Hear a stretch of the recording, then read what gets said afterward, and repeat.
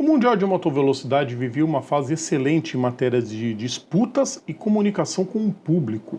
Os pilotos estadunidenses encabeçavam a lista de uma geração altamente talentosa, com Fred Spencer tendo conquistado o título em 83, que foi o primeiro da Honda após 2 títulos de italianos pilotando pela Suzuki. Ed Lawson, da Yamaha, levou a taça em 84 e ambos encabeçavam a rivalidade entre as montadoras, já que entre os corredores a batalha estava longe de ser danosa. Quinta-feira, 25 de abril de 2024, e esta é mais uma Lembrança de Quinta.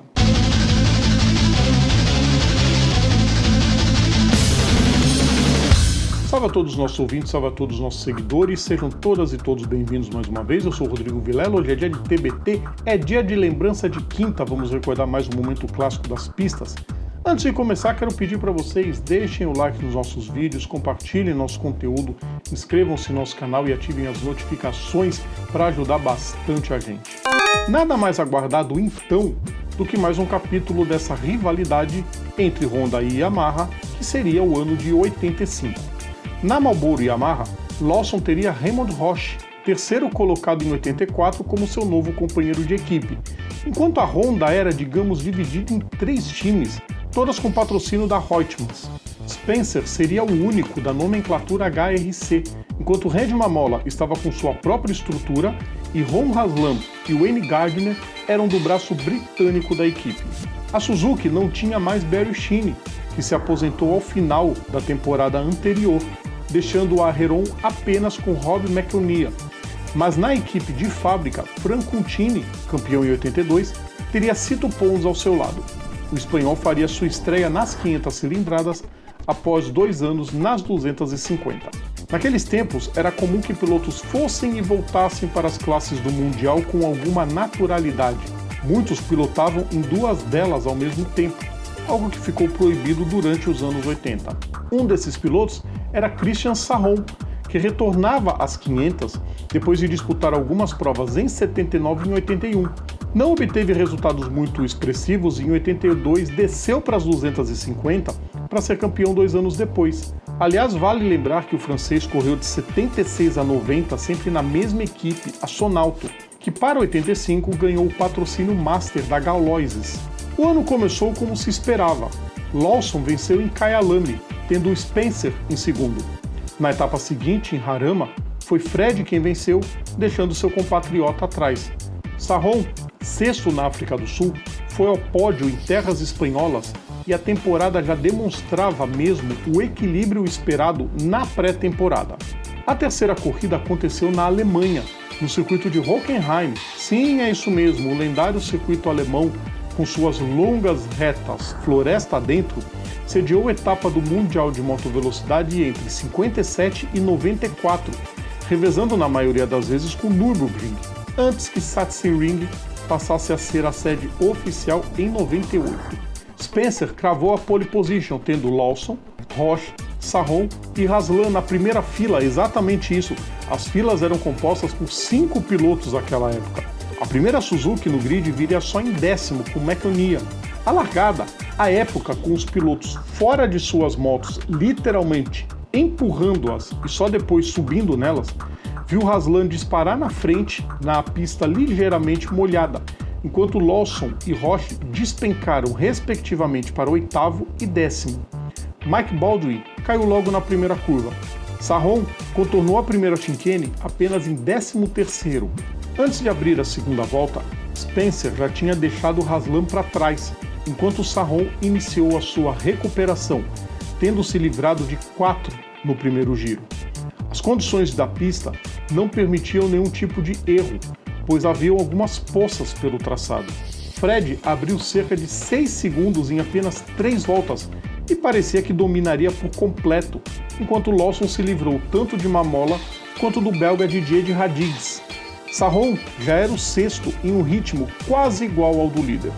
O francês não estava para brincadeira e na Ostkurve deixou de Radigues para trás. 9 posições em apenas 4 voltas. Aliás, 10 posições. Antes de abrir a 5ª volta, Mamola já tinha sido mais uma das vítimas de Christian. A desvantagem para Spencer já tinha caído para 15 segundos quando na parte do estádio, Sarron ganhou a posição de Lawson e tomou a terceira posição. Àquela altura, o público nas arquibancadas se perguntava quando e não se ele iria para a liderança. A prova se manteve sem muitas alterações significantes nas 3 voltas seguintes, até que Haslam começou a escorregar mais do que o normal. Christian começou a diminuir a diferença de forma percebida no visual. Os 3 começaram a encontrar os primeiros retardatários e Ron se atrapalhou com 2 deles. Sarron grudou de vez e antes de abrir a 10ª volta, sem que as câmeras de TV mostrassem, ele já era o segundo. Spencer perdia muito tempo também se livrando dos retardatários e muitos dizem subestimou a vantagem que tinha construído na primeira metade da corrida. O francês da Yamaha pulverizou a diferença, cada vez mais se aproximando de Fred. E de novo, vendo o estadunidense enrolado com as motos mais lentas, colocou por fora na curva 12 da volta 12 e assumiu a liderança. O público estava em êxtase e vibrou na parte do estádio literalmente como um gol. Por uma volta, Spencer tentou reassumir a primeira colocação, mas Sarron se livrava dos retardatários com uma senhora facilidade, por dentro e por fora, nas retas, na chicane ou no trecho do estádio. O piloto da Yamaha começou a abrir vantagem sobre Spencer, que passou a pilotar com cautela, pensando no campeonato. A diferença não parou mais de crescer. Uma vitória gigante, autoritária do francês, sua única na classe principal do Mundial, ao som das buzinas e cornetas dos extasiados torcedores nas arquibancadas. 11 segundos depois, chegou Spencer, com Haslam completando o pódio. Lawson, Derradigues, Gardner, McNamara, Mamola e Pons vieram logo na sequência, com Burt Van Dumen completando o top 10. Spencer saiu da Alemanha líder, com 39 pontos contra 35 de Lawson, 30 de Sarron e 23 de Gardner. Os 4 conquistaram a maior parte dos pódios durante o ano e a disputa seguiu bem acirrada. Spencer venceu em Mugello e em Salzburg Ring, e Lawson foi o primeiro em Rijeka. Nos Países Baixos, os 3 não chegaram ao fim naquela que foi a única vitória de Mamola na Honda. Mas aí depois, Spencer acabou com o equilíbrio e partiu para ser campeão, vencendo as 4 provas seguintes: Spa-Francorchamps, Le Mans, Silverstone e Anderstorp.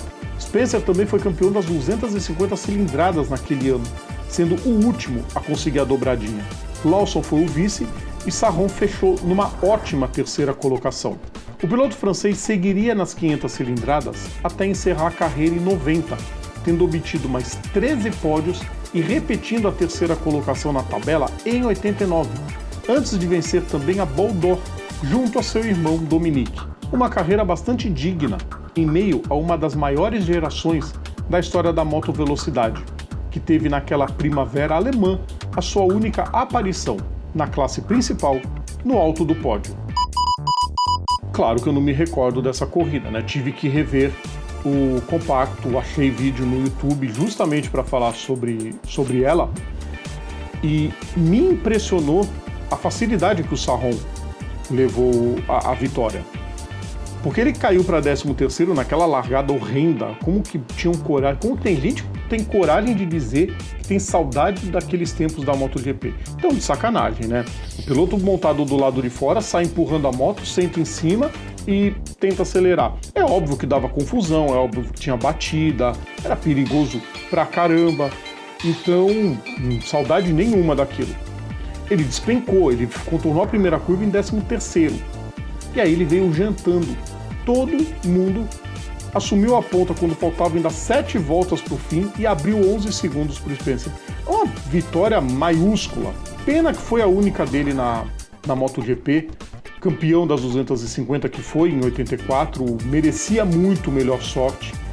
E um piloto altamente fiel à sua equipe, né? A carreira inteira ele correu na mesma equipe, fosse nas 250 quanto nas 500. Ele só andou na Sonalto Yamaha. Gostaram, pessoal? Gostaram, eu tenho certeza que vocês gostaram. Na semana que vem é a vez de mais um personagem pra gente relembrar. Então, a lembrança de quinta volta daqui a 2 semanas.